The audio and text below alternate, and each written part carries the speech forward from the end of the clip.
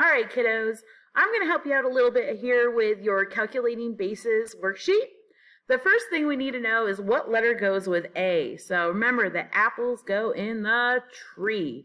So adenine goes with thymine, and the cars go in the garage. So cytosine goes with guanine. So I'm going to do number 1 with you, which has the most steps because it's baby stepping you through the process of figuring out how many of the different bases you have, and then you guys are going to be doing the rest.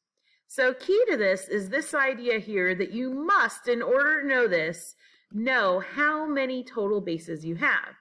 In this case, it tells us that our DNA is 100 bases long. Of that 100, 20 of them are adenine, right? So 20 are adenine. But we know that every adenine has to go with a thymine. So if we have 20 adenines, guess how many thymines we must have? All right, so we must have 20 of them. They have to be the same as the adenines because these guys pair up, right?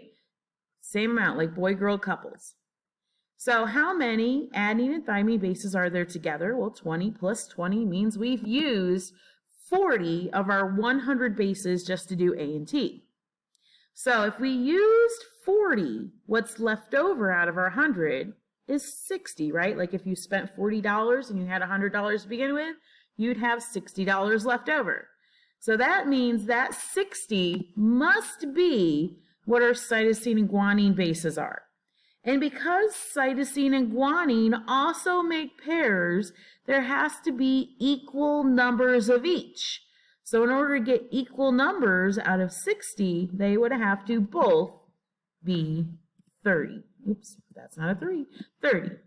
All right, so that's basically what you're going to be doing. You're going to be looking at your total number of bases. They're going to tell you one thing, and you should be able to find its partner that's going to be the same. And then that'll be how many you use total, which this step will not be in all of the rest of them, okay? You just have to figure that out there while you're working. But this is your total. And then the difference between that will be how many of those, which also will not be in future steps. This was just to walk you through it. All right, and then you can figure out these guys. So you can do this math in your head and go from there. So here's a good example for you, all right? And there should always be equal numbers of A's and T's and C's and G's. If you make something where those are not equal numbers, same number of A's as T's, and then separately, same number of C's to G's, then you're doing something wrong, kids. And you got to try again or get a hold of me.